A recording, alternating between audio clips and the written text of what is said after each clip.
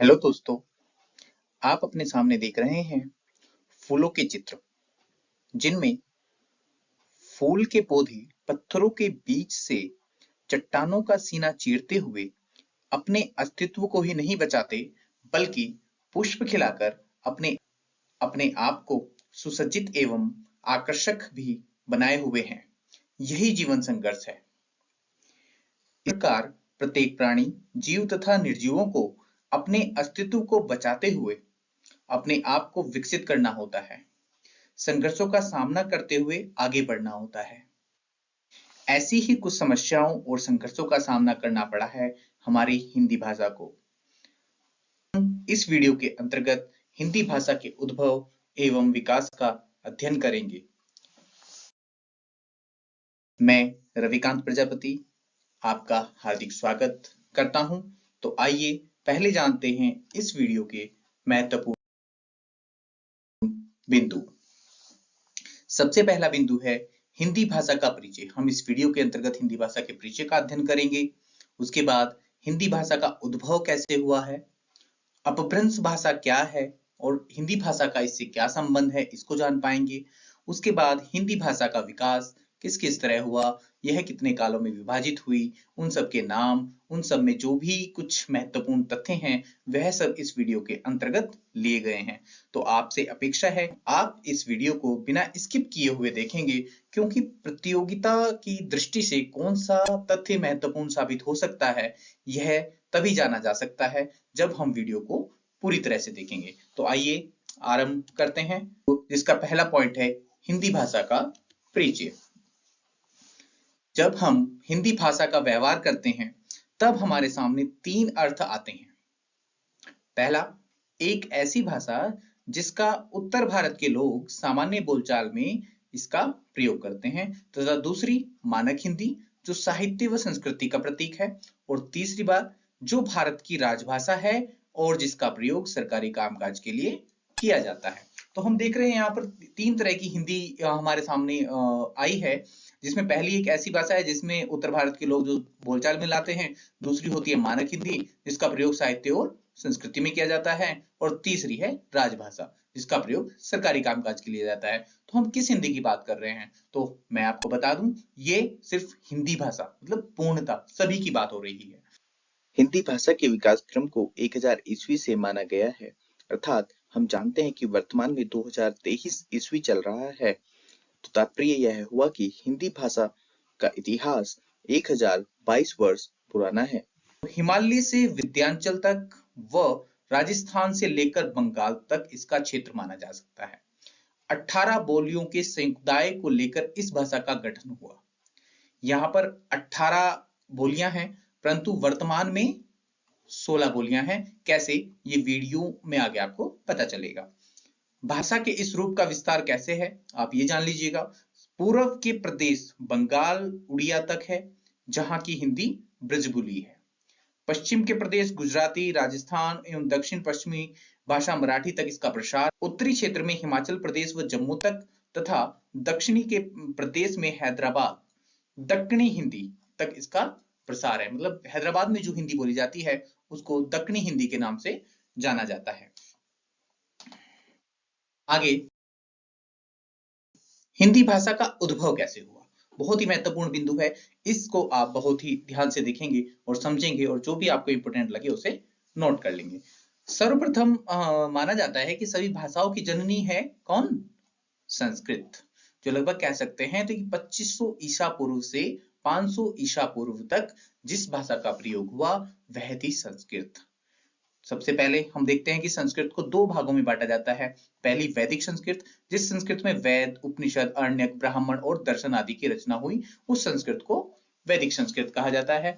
और दूसरी संस्कृत है लौकिक संस्कृत, जिसके अंतर्गत रामायण, महाभारत, नाटक, व्याकरण आदि की रचनाएं हुई व सामान्य बोलचाल की जो भाषा थी उसको लौकिक संस्कृत कहा गया। तो यहाँ पर संस्कृत को दो भागों में बांटा, एक वैदिक संस्कृत और दूसरी लौकिक संस्कृत। उसके बाद लौकिक संस्कृत ही आगे चलकर पाली भाषा में विकसित हुई, जो 500 ईसा पूर्व से पहली ईस्वी तक मानी जाती है। जो पूरा बौद्ध धर्म है, बौद्ध धर्म के जितने भी साहित्य है, जितने भी ग्रंथ है, वो सब पाली भाषा में लिखे गए हैं।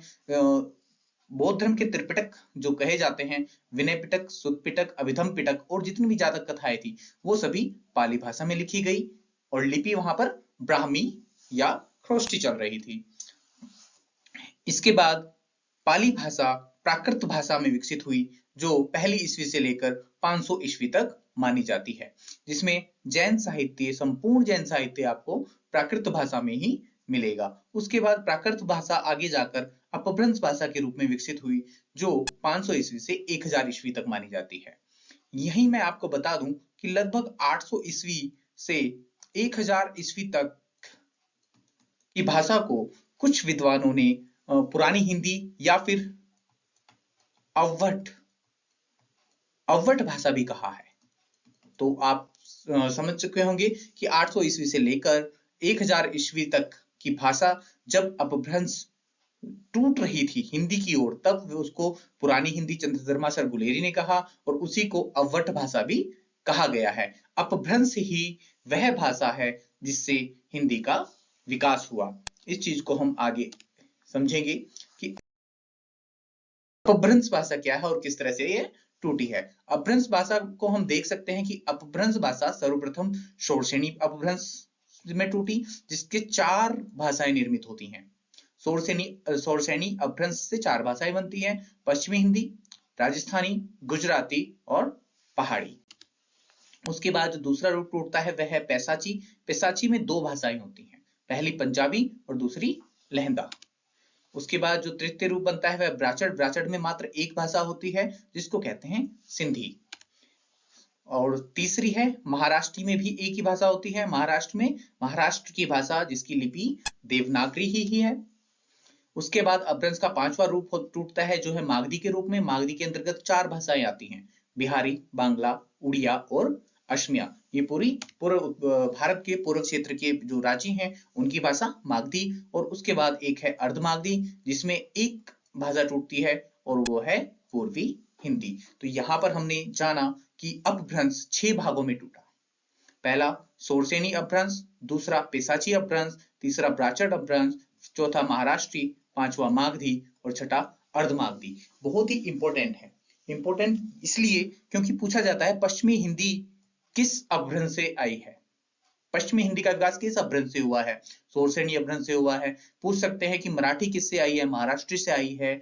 बिहारी किससे है, मागधी से आई है। पूर्वी हिंदी किससे आई है, अर्धमागधी से आई है। तो ये महत्वपूर्ण क्वेश्चन बन सकते हैं प्रतियोगिता की दृष्टि से। तो आप सभी इसको महत्वपूर्ण मानते हुए अपने नोट्स इसमें से तैयार कर लेंगे। आगे चलते हुए बात करते हैं कि हिंदी भाषा का विकास कैसे हुआ है ना। ये तो अपभ्रंश से हमने देख लिया कौन कौन सी भाषाएं टूटी हैं। तो हिंदी भाषा का विकास जो हुआ है उसके 3 काल बने हैं। सबको मैं आपको बता दूं, सबसे पहला काल जो है 1000 ईस्वी से लेकर 1500 ईस्वी तक जिस काल को जो नाम दिया गया वह है आदिकाल और इसी को प्राचीन काल भी कहा गया। इसकी महत्वपूर्ण विशेषताएं क्या है मैं आपको इससे अवगत करा देता हूं।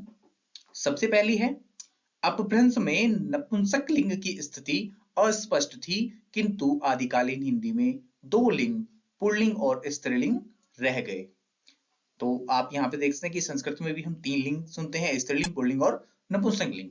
जो निर्जीव वस्तु होती थी उनको नपुंसक में रखा जाता था, परंतु धीरे धीरे पाली प्राकृत अमृष्य होते हुए स्थिति अस्पष्ट होती चली गई और हमने क्या किया, हिंदी में मात्र 2 लिंगों को माना। कौन सा, पुल्लिंग और स्त्रीलिंग। उसके बाद मुसलमानों के संपर्क में आने से हिंदी भाषा में अरबी, फारसी, तुर्की आदि शब्दों की संख्या बढ़ने लगी। पहले ही कहा जा चुका है कि भाषा एक बहता नीर है, जैसे जैसे आगे बढ़ती रहेगी उसके संपर्क में जितनी भी भाषाएं आएंगी, जितनी भी बोली आएंगी, उनका प्रभाव उसके ऊपर अवश्य पड़ेगा। हुआ यही कि लगभग 1200 ईस्वी में जब मुस्लिम शासक भारत में आए तो उनके साथ साथ जो उनकी भाषाएं थी अरबी, फारसी, तुर्की, उन सब के शब्दों का समावेश हुआ और हिंदी के अंतर्गत उनका भंडार बढ़ने लगा, उनके शब्दों का भंडार हिंदी में आ गया।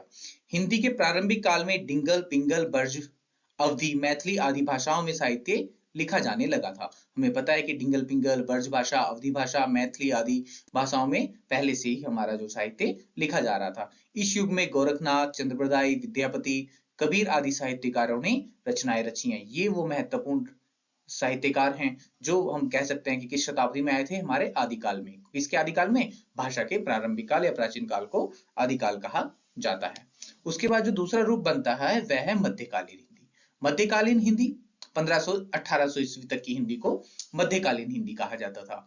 यह वह युग था जब भक्ति काल का आरंभ हमारे हिंदी साहित्य के अंतर्गत हो चुका था, जिसको भक्ति का स्वर्ण युग भी कहा जाता है, जिसको हिंदी साहित्य में स्वर्ण युग कहा जाता है। आइए इसकी विशेषताओं को जानते हैं। तो पहली विशेषता है, हिंदी भाषा के विकास के इस काल को सर्वोत्तम काल कहा गया, इसे स्वर्ण युग भी कहा जाता है। मैं पहले ही आपको बता चुका हूं कि जो पूरा भक्ति काल है वह हिंदी साहित्य के अंतर्गत स्वर्ण काल के नाम से जाना जाता है। तो यह वही समय सीमा है जब भक्ति काल अपनी प्रगति पर था, तो इसको स्वर्ण युग कहा जाता है।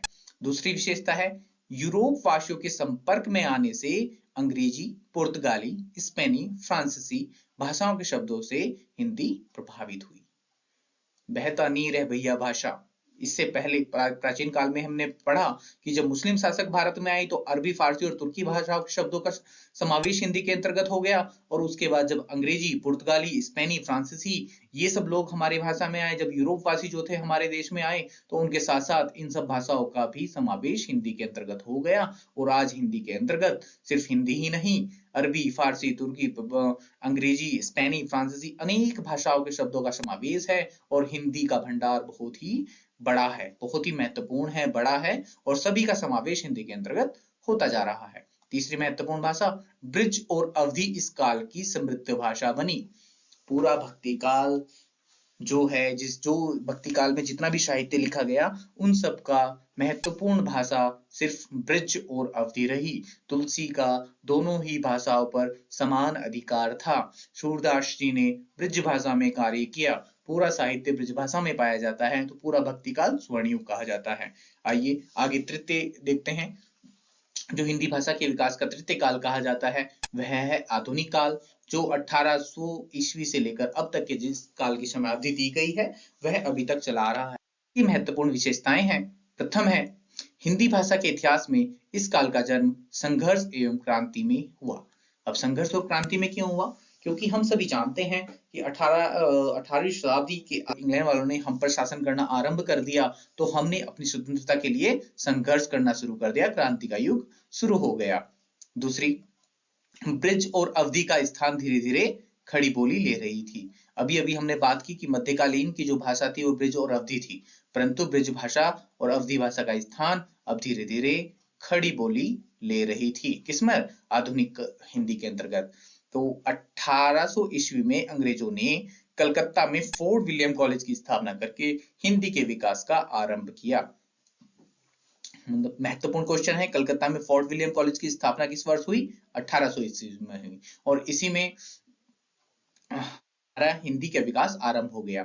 फोर्थ है, 19वीं शताब्दी के उत्तरार्ध में भारतेंदु युग से खड़ी बोली में गद्य लिखा जाने लगा। हम जानते हैं कि जो गद्य विधा है उसका आरंभ किस युग में होता है?